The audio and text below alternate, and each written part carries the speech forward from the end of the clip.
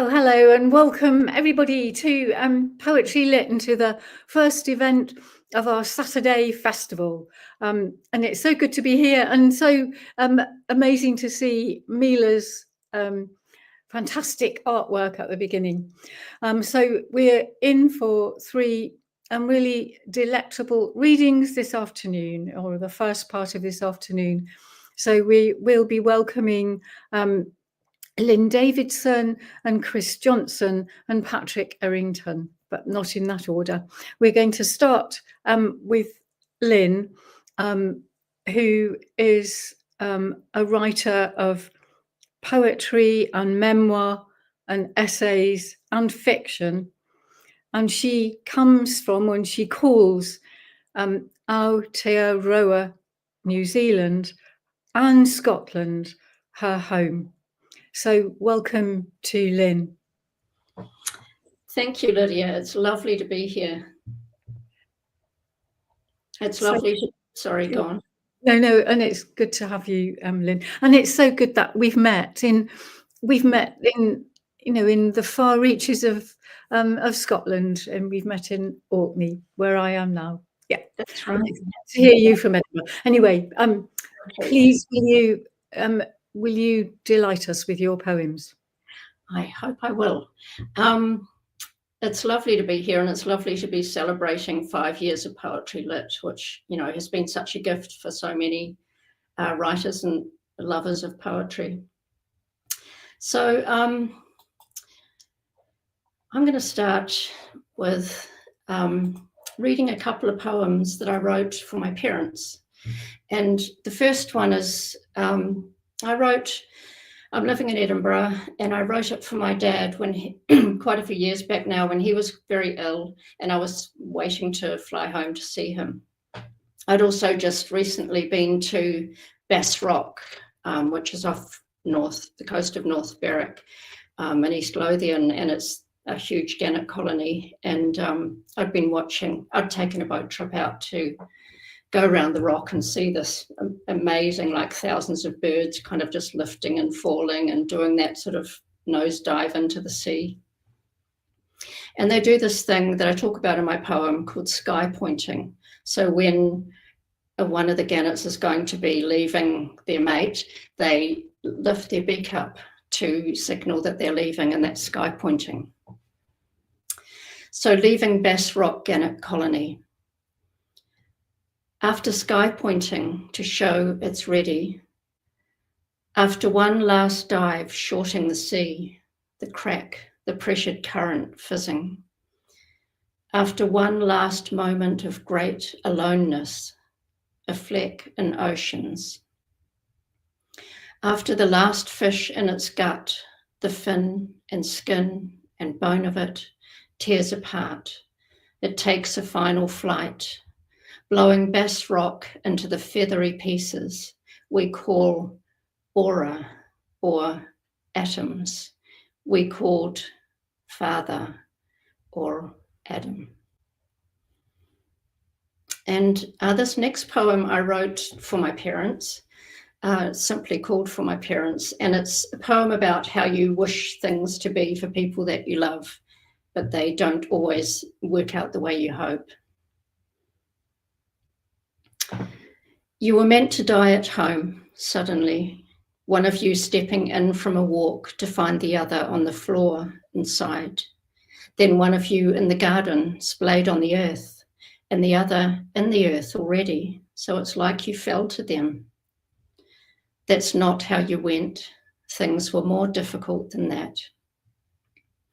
We still talk, or to use the language of crossing over, communicate. Newly chaste, awfully polite, shy ministers of the invisible continent. To cover the quiet moments, I start to knit a hat, and in deep times, like a Victorian daughter, I rest my knitting on my lap. We have about 100 stitches to let go of Alzheimer's and stroke, and pick up the daily walks down the goat track to the beach. You two ahead of me, towels slung around your shoulders, your bare feet finding their own way down the steep clay path. This next poem is about Catherine Mansfield and Robin Hyde, who were two wonderful modernist writers from Aotearoa, New Zealand. It's called Young Moderns. Both Catherine Mansfield and Robin Hyde were called fat by their mothers. Both left home in hemispheres, and each in her own way grew bigger and roomier and terribly thin. The shelter each found was neither adequate nor inadequate, just a more possible and richer sort of bare and broken sky. Both lost babies, both loved the world a terrible amount. Each brush of ink from them is a fat whistle for those thin places. The next poem I wrote after I'd been to the Cairngorm Reindeer Centre in Aviemore in the Highlands, which is an astonishing place to go. It's an astonishing experience to meet these slightly magical looking creatures. Coming down from high snowy fields. After coming down from the high snowy field, excuse me, after seeing them, their floating steps over snow, I was given reindeer antlers to hold. Springing from the forehead plate, great bony branches. It was like holding a gallop, a hillside, a cry. Later, at home, I thought about the reindeer and wanted to make the shape of thanks, but fiercely with the experience of snow inside. I thought of the antlers, their growth from buds to small wintry trees. I lifted my two arms, which didn't feel like enough, and pointed them at the window. And finally, this poem, I think, is about hope. It's called This Thing on My Wall. This thing on my wall is a felt angel, and there's a bell hanging from its feet. And even though I kind of hate fake angels, I hang it on my bedroom wall above the heater. And when I lean there for the heat, I ring the bell by mistake because my back or shoulder touches it, and it seems to startle up a moment of pause, a kind of suspension, brief as a wing beat. Call it cartoon, draft, scale model, call it plastical. The thing that starts, the thing that represents. I bought the felt angel for someone else. It was Christmas, and the angel was a kind of joke with vulnerable attached, the bell. A felt thing I didn't send because of all the ways I don't and can't seem to. How the accidental bell shakes things up.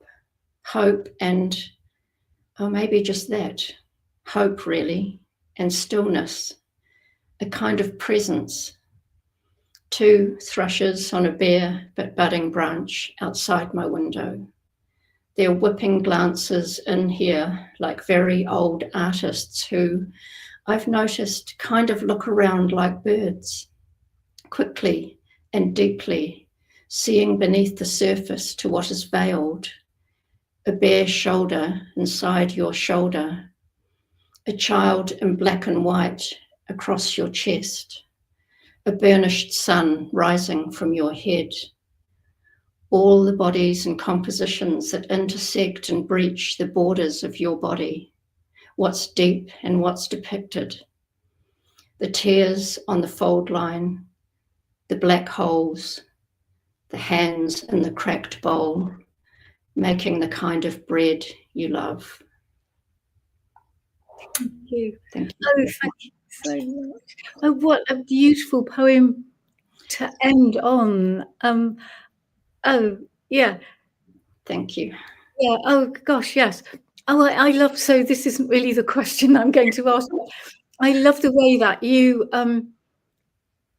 so for example, with the felt angel, that you, so that you're observing the presence of that felt angel and and understanding all that's going on inside you. And it's very beautiful and powerful. And the whole sequence of poems that you read it just felt very tender. I think that's really strong, that feeling.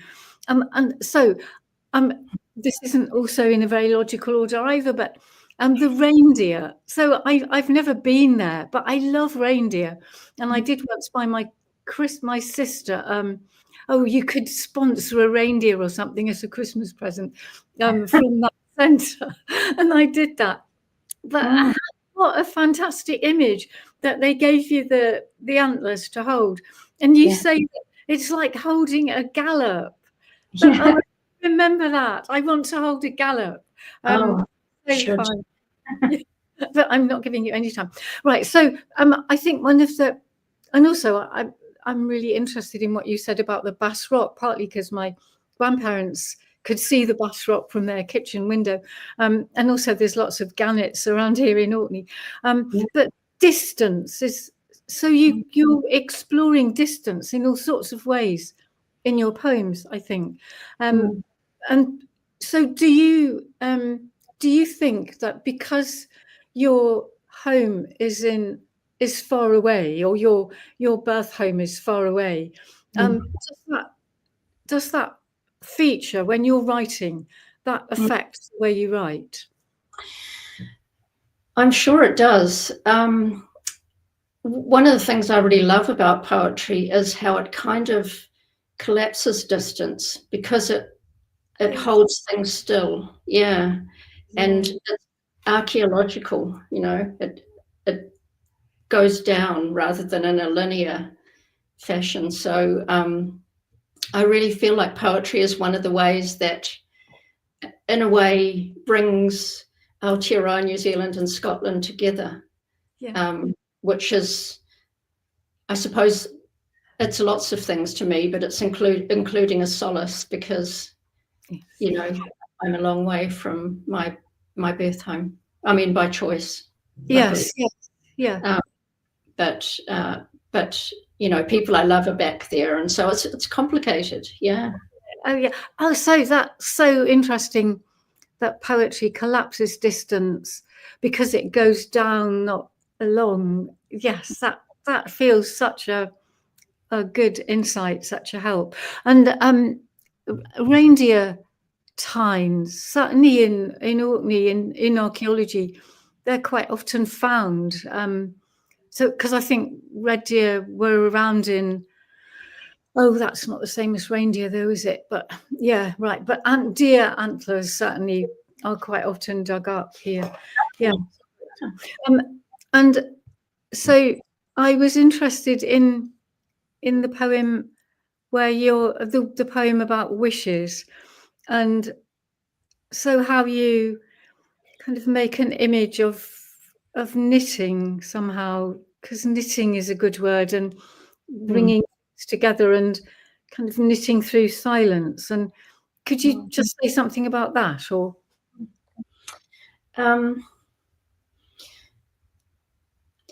yeah, I suppose when I'm knitting, I knit not very often.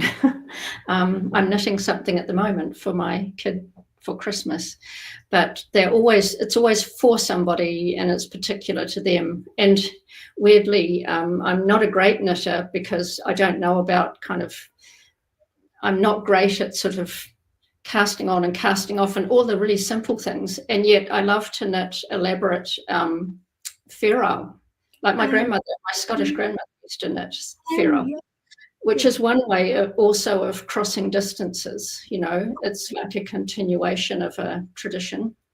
And something that I saw when I was a child, and I've seen in photos of my father when he was a little boy, because he was wearing fair old vests and things. But it also knits across, I'm very interested in ancestry, and in fact, I've written a memoir recently that where I'm in conversation with my dead great aunt, my grandmother's sister, who I didn't know, and I didn't meet her physically, but I heard a lot about her through my grandmother. And so I just think knitting the past and the present, I just think the past is in the present, and so is the future probably. So I think it was a good metaphor for that. Oh, yeah.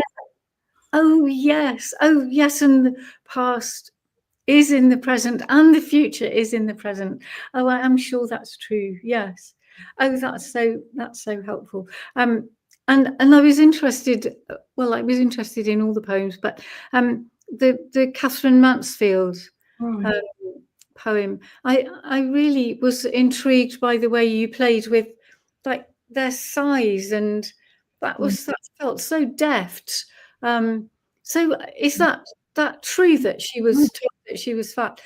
Because you I think they were both just plump little girls. Like, little girls are often plump, but their mothers, strict sort of, I don't know, Victorian-y, whatever, mothers, or that influence, were quite harsh on their daughters sometimes. They had to look a certain way, and still are, I think. Yes, yeah.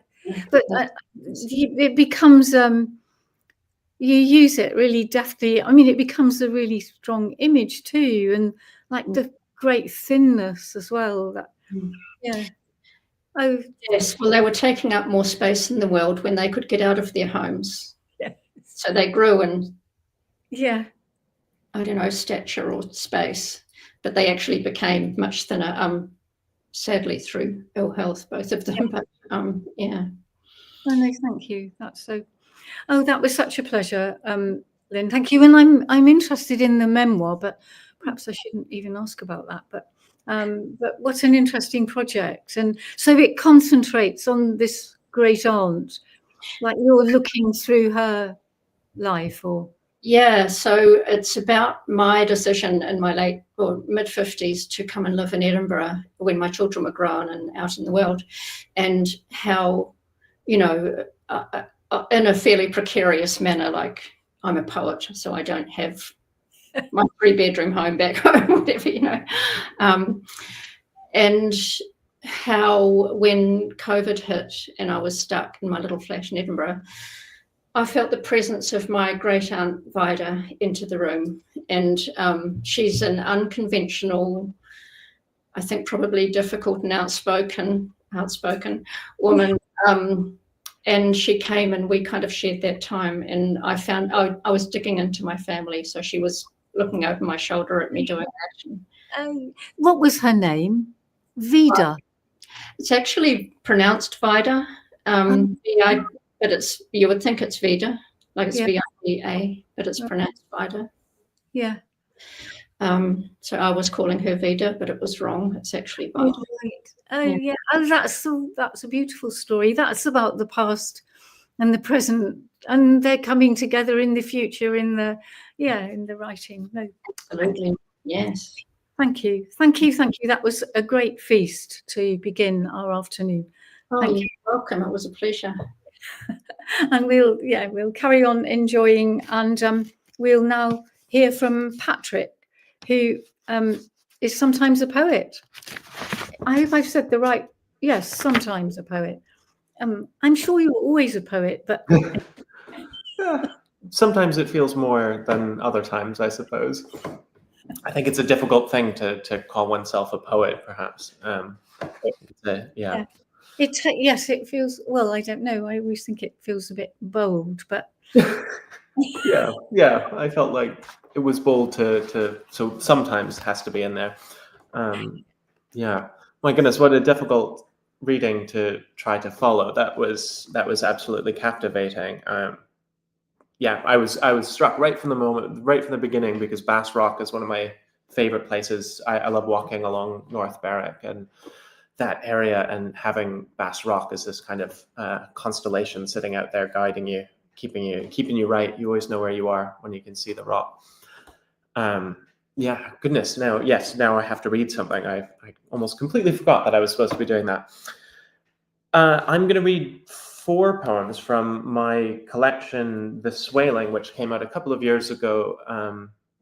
Similar to Lynn in some ways. I grew up in Alberta, Canada, and now live in Edinburgh. And Alberta is a place that is pretty much constantly on fire these days with global warming and the state of things. And the swaling is a term for controlled burn, for the act of sort of burning strict portions of land as a means of preventing or limiting the effects of wildfires. This idea of sort of burning to prevent burning, I think, hovers around the back of this book all the way through, even if it isn't actually totally explicitly present in the book in sort of named ways, I suppose.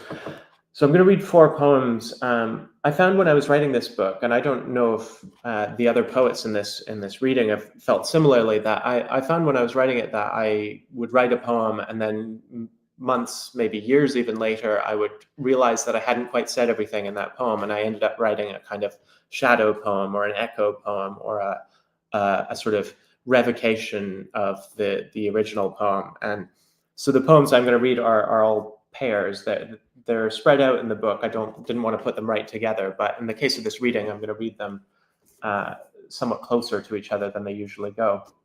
The first one is quite an explicit pair, and that does pick up, I think, on this idea of collapsing distance that Lynn was speaking about so eloquently there. This is a poem titled Spooky Action at a Distance, and it begins with an epigraph which reads, "In quantum physics, it has been theorized that entangled subatomic particles might somehow affect one another without touching, regardless of the distance between them. Albert Einstein, in disbelief, called it spooky action at a distance." So this is spooky action at a distance. Rain hushing the last of the light, the sort that seems to touch everything, slate, lip, leaves, as if by touching it might leave one last thing, this time untold. In the last, the word was tender. In the next, spared. In the last, lit flat across the street, I watch a couple wear their worn orbits around each other. He dries, she puts each thing away. Their hands never touch. Silence, a tide between. I think of my parents casting themselves like small coins into what seas they wouldn't say. I wouldn't say why I want to tell you this. Outside, a few drops drop in the gutters. My neighbors I'll tell by lamplight and leavings, bin bags piling on the pavement, post that clots the door. One word, one word, one word. One thing fitting always precisely between, like birdsong fits what quiet may come after this. Tell me there's just this world between us, that you're there on the other side, hands pressed to the cold of it. Can you feel that? Across the street and 3 floors below, a man stoops as he steps out, as if by stooping he might somehow make the drops stop, head high.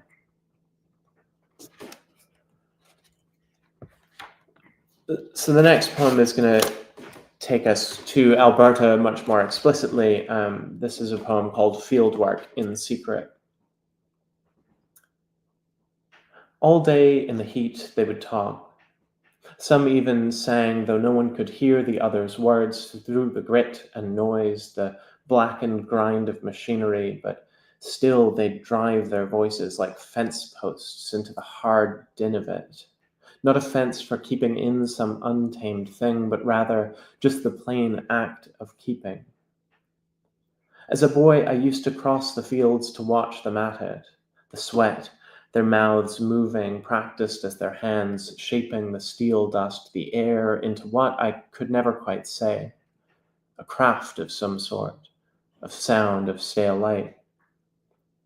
Whenever my father came home, he'd leave the keys dangling in the pickup, a scum of grey around the bath, and every now and then her, my mother, I mean, driving with me away for days, weeks even, but we always came and were taken back. I guess he liked the act of it, leaving. I still remember him mumbling along to the radio, but at home he never sang. Not to anyone, barely spoke in more than those sentences he set out on the table, cruel little heirlooms. My mother, who spoke enough for all of us, told me how she eventually had to ask him to stop saying he loved her. And so he did, though as he neared the end, she'd hear him at night muttering the words and her name over and over as though they were a kind of work he had done all his life, and now his breath, like his hands, was set to it. I could always tell as he and I drove back that we were almost home when, though we kept no cattle, no horses, the untended fields were scored with fences. This next poem is the kind of pair poem to it, the echo poem, the shadow poem. Or I certainly think of it that way. I'm not sure if that is the case, but it's a poem that I feel echoes that one. This poem is called The Point. There's a sense that what is left is somehow more than what is left off, that whatever remains must be the point, like the point he carves of each fence post before driving them into the frost-hardened dirt, steam streaming from his hands into the long dawn light as he pulls off his gloves, wipes the dust from his lips. That night, face smeared across the bathroom mirror, he'll slowly undress, peeling away the sweat-stiff shirt and jeans, and with them the day, all its gathered pain, each wince and hiss. He'll touch his body then, softly, testing it with the tips of his fingers, pressing the skin, the scars, as though he were some not yet named world. He'll take off his wedding ring, set it beside the sink, and then the rest. All of it.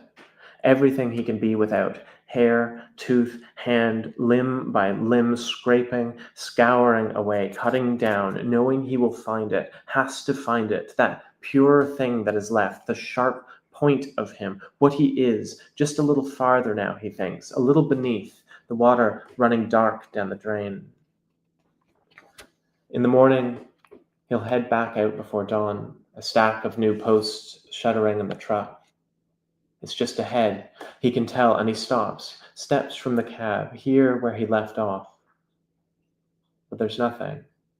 No fence, no post, nothing. Or not quite nothing. A line of deep holes stretching off into the half-light, each one perfectly round and full of water.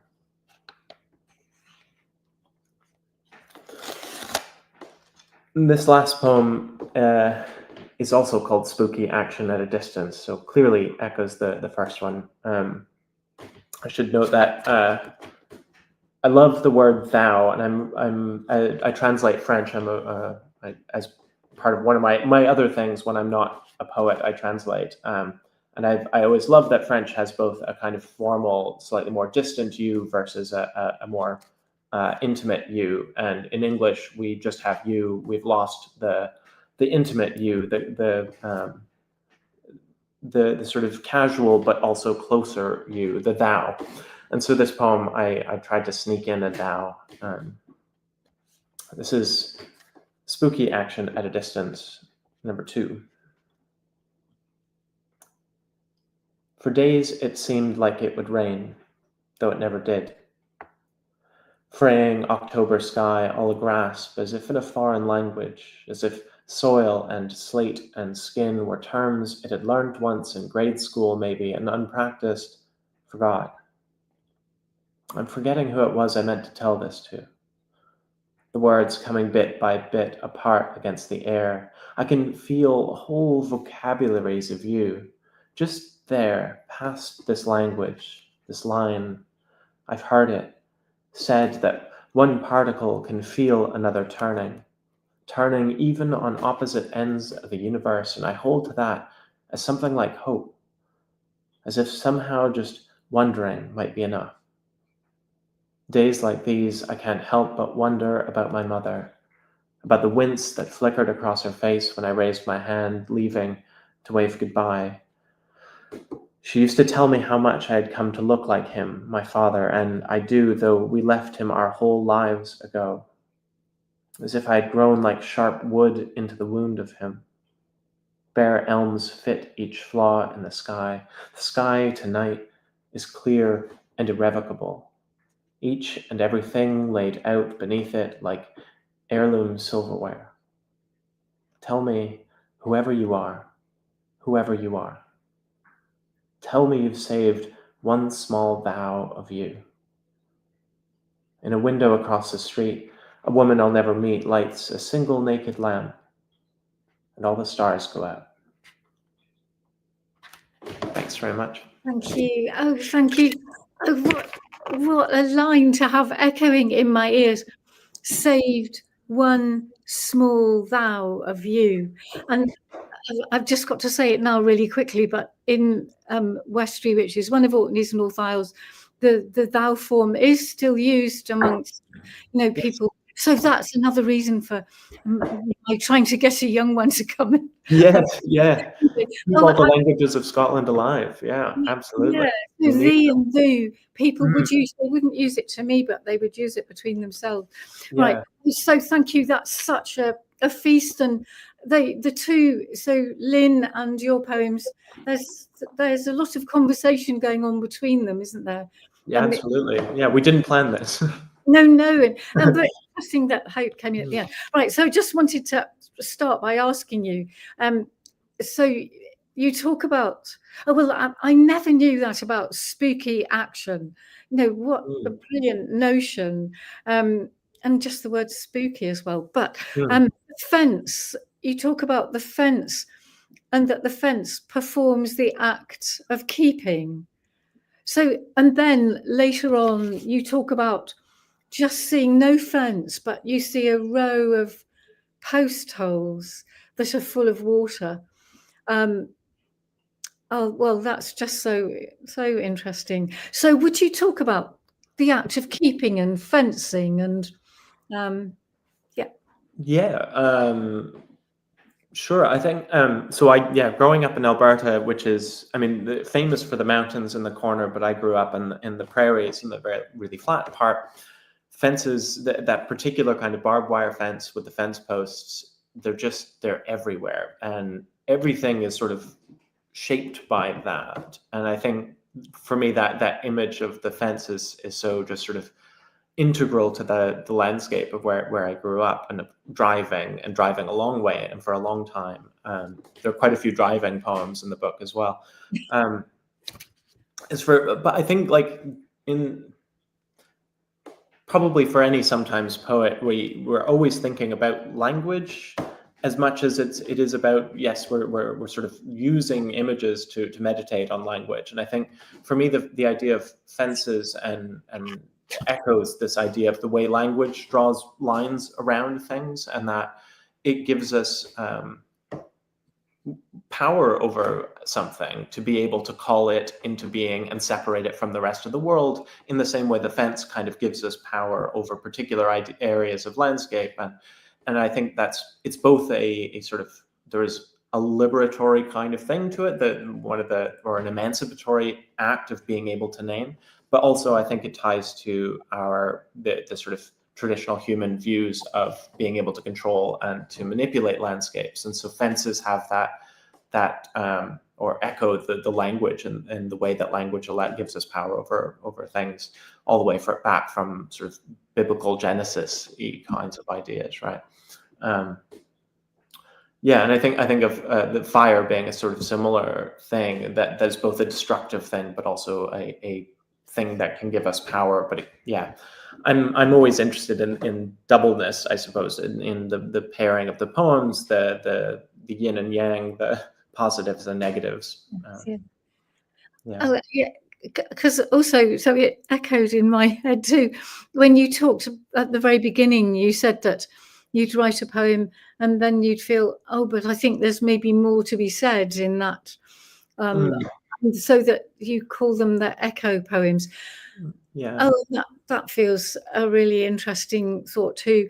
So would you talk about that a bit? So you said that you feel sometimes that there's more.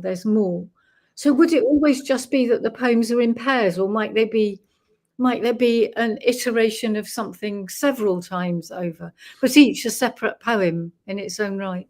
Yeah, I mean, in some respects, I think all the poems are kind of echoes of each other in different ways. What are poets if not somewhat obsessive about certain topics or certain images or certain formulations always keep coming back, and we feel like, I think there's a sense of never quite being able to get it entirely. Every poem has something sneaks away from it at the end of, which is good because it keeps it alive. I think if you did manage to get it entirely, then you've kind of stilled it and you've potentially killed it. I think it certainly wasn't a conscious thing. It was something, actually, I think maybe it's a bit of a mistake to say that it felt like there wasn't enough in each of the poems alone, but there was actually that a poem almost later I would write another poem and realize that actually I was answering, or it was indirect in the way that a metaphor works, through that both being like but not like simultaneously, having that kind of kinship there, or a similar gesture but totally different thing doing the gesturing.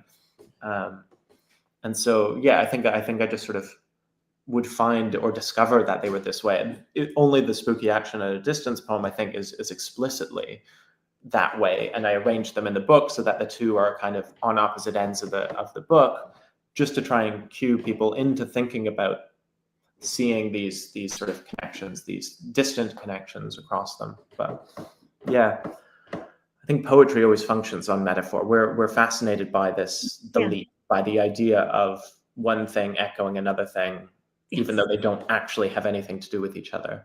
No, I agree. But life, that's how life is, isn't it? Yeah. So I think poets, well, I don't know, like poets go to the heart of it somehow, because that is how life works. I really, I liked what you said, that we're never able, that in a way your poem's never able to get it. And anyway, if it did get it, it would be a rubbish poem, wouldn't it? Yeah. I think. That's such a helpful thing. So another thing that, I was really interested in the poem about your father, looking for the point of him. And when I read your poems before, I felt there was a strong feeling of paring down, and maybe the landscape that you're familiar with in Alberta is pared down. I don't know. I'm just seeing lots of kind of fields and barbed wire fences, and but I don't. Yeah, so maybe I've asked you to talk about paring down, but what about paring down? Like as a poet. Yeah. I think what sparked that poem is actually a kind of intellectual question that I had, in the way that we align simplicity and truth. I think traditionally a lot in language, but in sort of politics, in life, we tend to think of, if it's true, it's got to be very simple and clear, and that paring down is inevitably always an act of making more true. And I think I've always just been somewhat skeptical of that idea, because obviously it can lead to gross oversimplifications. And so that the poem is kind of me thinking through in images, thinking in metaphor, how far can you push this idea? Is the idea of whatever's left at the end is somehow more important than whatever you leave off. There's some phenomenal, I could go on about this for a while. There's some phenomenal poets who write quite ornate and well wrought and potentially overwrought poetry, but I think it's deeply true, even though it's ornamented, it's richer. And so I'm skeptical or questioning of the sort of blanket validity of poetry being about condensation always, and that there isn't sometimes a truth in excess, a truth in the flourish, So that poem, then leaving with this, rather than the image of the fence post, the thing that's left, I think, and this is where poems always escape you or are smarter than you as a reader. I ended up with realizing that image actually needed to be about the absence of fence posts. It's about the thing that's left. It's the gap that they create is more important. Yes. And so that becomes the kind of image. And I don't know what it means. I can't say Um, what it means, but it feels right, I guess. And Oh yes, yes, it does. Yeah. Oh, thank you. That's really illuminating indeed. Yeah. Oh, thank you so much, Patrick. thank you for That's those been questions. Really, a really lovely to privilege chat about it. to have such a conversation. Many thanks. Oh, what a lovely succession of readings. And so next, Chris Johnson is going to read to us. And well, I know Chris, and I'm sure lots of people know Chris through the lovely Dyslexia Monday hour quiet writings. It's such a lovely, generous thing to do. But Chris's debut collection, Ghost River, came out with Blood Axe in 2023, and it was longlisted for the Laurel Prize, and it is shortlisted for the Michael Murphy Memorial Poetry Prize, which is a lovely thing. So, oh, welcome, Chris. And it's really, I feel really honoured to be speaking to you. I know we never get a chance to hear each other's voices, so it's really lovely to hear yours, Lydia. So thanks so much for the introduction, and it's so wonderful to be reading with Lynn and Patrick. I suppose it's quite interesting thinking about these strands of family and distance, and I guess my work picks those up as well. I grew up in America, and then I moved to England in, I suppose, the late 2000s, and I've lived here ever since. But home is something that haunts you. It's hard to ever get away from, really. And my dad was a mountain guide, and this first poem is about that in a way. Rainier. I'm in love with this mountain that all summer long threatens to kill my father.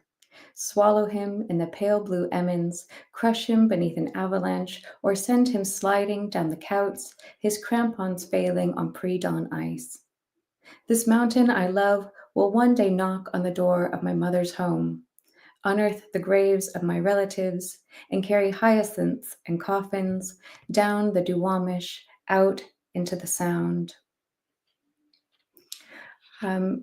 The central sequence of the collection sort of reimagines or engages with George Vancouver's exploration of the region that I called home. And it was strange sort of being in the UK and thinking about this British explorer and then his relationship with my home. And what I thought would be maybe a poem or two ended up being quite a substantial body of work. And I just became quite obsessed with him. But these next two poems I'll read are from that sequence about George Vancouver. Church. No church in this land, just the dull green spire of the forest and somewhere beyond the haloed crags. George Vancouver stands on deck, picking pie from his teeth. He's not thinking about God, though he worries his men have forgotten who to pray to. No, he's thinking about trees. Their impossible tallness, their beautiful utility, what keels they could be, what masts.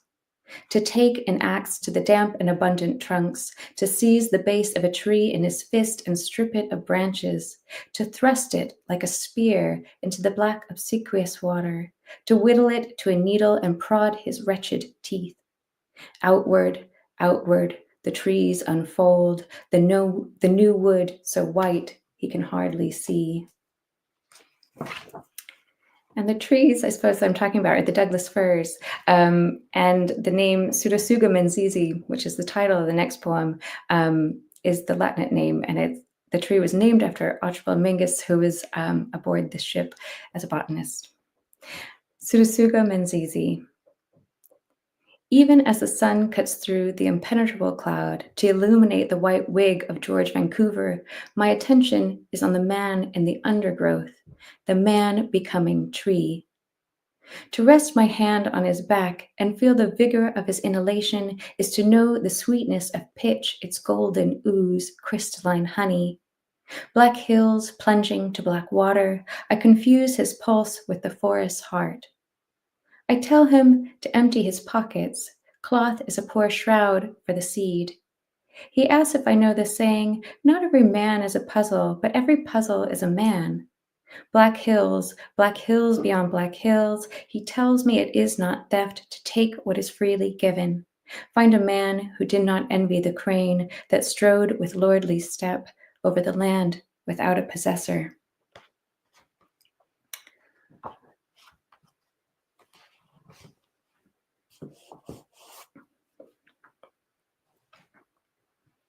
And one thing that George was looking to disprove, is the existence of a Northwest Passage. And this idea of a Northwest Passage, or something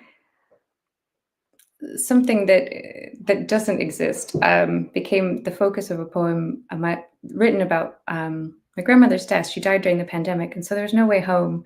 And so this sort of passageway that I wanted to take me back, in a way, it had to become poetry rather than a physical sort of transport.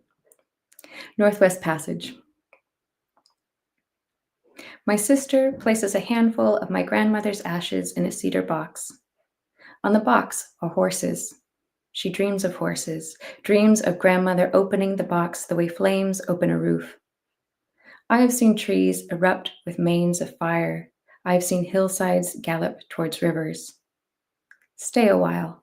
I would like us to ride horses the way I imagine my grandmother rode through the Young Valley. There are no freeways, no car lots. The drive-in is coming but a long way off. If there is only one fence, it is easier to jump.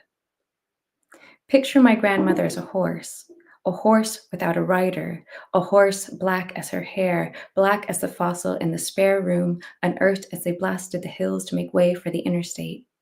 The smell of dynamite is in the air, and at the mouth of the tunnel she gallops through.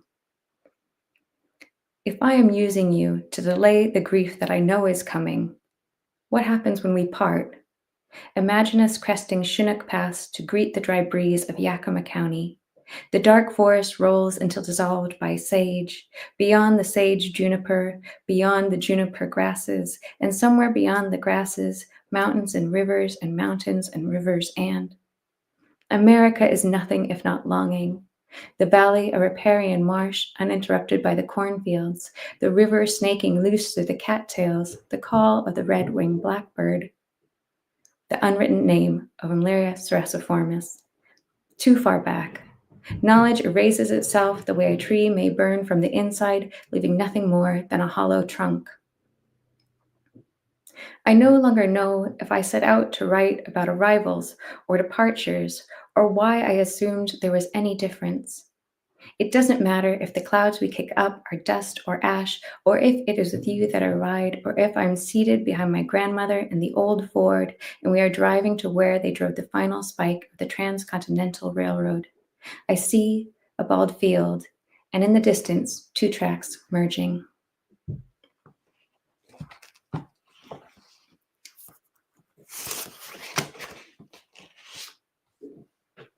What you hold.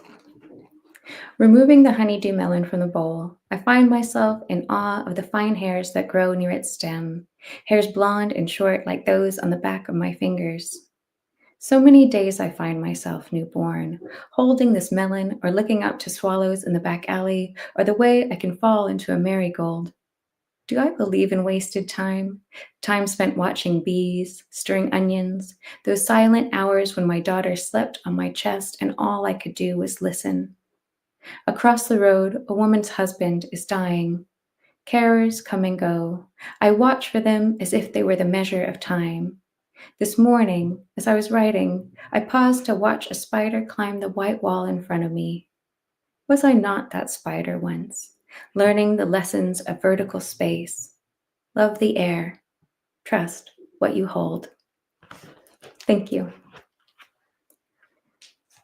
Thank you so much. Oh, so again, what an amazing question. Was I not that spider once? And in a way that's like Lynn and I were talking that like the past and the present and the future all come together, but all things come together in us in a way, don't they? Or we all come together in that spider. Oh, thank you. That was such a beautiful and moving reading. And I was reminded, I was thinking as you were reading, of what Patrick had said about metaphor. And I was really arrested in, I think it was in the third poem, about the guy who was the botanist on the expedition, whose name I didn't catch his name, but it doesn't matter anyway. But he says, so you're kind of almost in conversation with him in the poem, and he says every puzzle is a man and every man is a puzzle. Is that, and so would you speak about that? Yeah. Well, I guess because the monkey puzzle tree, he also sort of responsible for that. So that's a little side note, I guess. But I suppose the sequence, the George Vancouver sort of section of the book, which includes Archibald Mingus, who is the botanist and also the surgeon. I just felt so puzzled by these men in a way who saw this land as, you know, land that could be taken or land that could be claimed, and that sense of what these guys were up to back then, and so I guess it was sort of wrestling with that and trying to figure out what that mentality was. And so I found them so puzzling myself that I, and the monkey puzzle, it just seemed so strange. So I thought, oh, well, I'll try and engage with that. But it became, I don't know, in that sense that, you know, I couldn't stop writing about them. And that I found that also strange. I found them so fascinating and complicated. Oh, yeah, I can see how they would be compelling. So, so did George Vancouver keep journals? Were you? Is that how you were able to find out more about? So there was a book published. An account of his journey was published, and it was, you know, he kept an account day by day. And the reason that I came to it in the first place is. My daughter was born on the 8th of May. And at one point we thought, well, we'll look up everything that's happened on the 8th of May and see, you know, see what happened. And one of the things was that he cited and named Mount Rainier. And I thought, oh, what a strange coincidence, because Mount Rainier features so largely in my life and in the region I'm from. And that just led me to him. So it's a strange coincidence, I guess. That's a lovely connection. Oh, I think it's so interesting that you can have this kind of link with somebody with whom you wouldn't normally have a connection. Yeah, no, that's so interesting. So, how beautiful about the mountain. Yeah. Oh, yes, and that he named it on the day your daughter was born. Oh, that's lovely. Yes. And I was also the grandmother poem is really moving and arresting, and I loved and admired that image of the Northwest Passage that the poem. Well, you said at the beginning that you were looking for that passage to get back to her, and I really admired the way that you invite us to picture her. And there's lots in your poems. They are visual, aren't they? I suppose all poems are, but you're inviting us to see things a lot, like the melon and the hairs, the little tiny hairs on the melon and the spider. But in the grandmother poem, you talked about going too far back. So would you talk about looking back and maybe that your connection with your grandmother in the past in that way? Yeah, I guess, I mean, you know, I was very, very close to my grandmother, and she and I had you know, a very important relationship. It was an important relationship for me. And then having lived here for so long, you know, that physical distance then felt almost like when she died, that she wasn't gone, because she somehow lived in a different sense. That she was still there somehow. I had spent so long connecting with her, not in a physical way, that she was somehow still there. But I think that's an aunt. Yeah, Lynn talked about her great aunt and how she. Yeah. Yes. Yeah. But I think sometimes we can go too far back, and that sense that poetry, in a way, we go back and back and back, and then we think, no, I need to be here in this moment, in this present, in this space, and so, that tendency to look back, I think, can take us into to maybe more melancholy spaces where I think, oh no, we need to be present. We need to be focusing on this life and what's to come. In that sense, the future is also in the present, which I love. I love that. That was fabulous. Yeah. Oh, that's such an interesting thought, though, that like present, we do need to be present. Yes, indeed. Yeah. Oh, yeah. And I'm also, I really liked, you mentioned certainly twice, but probably more times than that, the names of places in your home state, is it? Yes. So Duomish, that was in the first poem, which begins so dramatically about the mountain. Yes. So the landscape feels like another person or a whole lot of people. Oh, because you mentioned just now that Mount Rainier, did you say? Was so. Just say a little. Would you just say a little bit about the landscape that you grew up in? Oh yeah, so it's I grew up just outside of Seattle, so it's huge volcanic peaks, so snow-capped peaks, dense dark forest, lots of water because we have that sort of inland sea, which is the Puget Sound. So it's a very wet, very I don't know, quite atmospheric place, I think, where the natural landscape has a very different scale than it does here. So that sense that the physical features of the landscape sort of dominate the consciousness, I think, in a way. And I think it's interesting, the naming of things and the way that Vancouver came and laid names all over the landscape, that the landscape and the places already had names, and that those names sort of have been covering those other names for so long and suppressing them. And now I think people are doing a lot more work to go back to the traditional names or to the native names. So I think that's really important too. And presumably Duomish, that sounds like an indigenous name, would it be? Yeah. And Rainier was previously called Tahoma or Tacoma. So those names are more in use now, which I think is really, really good. Yeah. Oh no, that's so interesting. That's so enjoyable, Chris. And I have to say something about the Northwest Passage, because there really is one, isn't there? Why is it? Because this is so I'm in Orkney, and so John Ray, who travelled with the Hudson's Bay Company, but I thought he'd found a passage, but maybe it wasn't the Northwest Passage.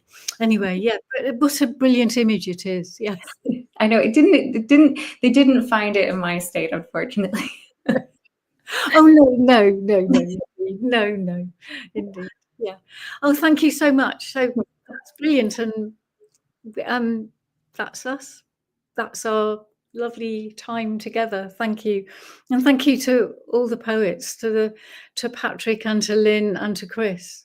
What a feast and what a pleasure, and many thanks. And thank you, Lee. I think you're going to read to us. Yeah.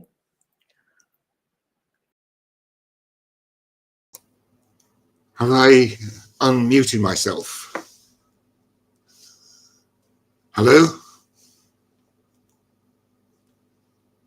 Hi.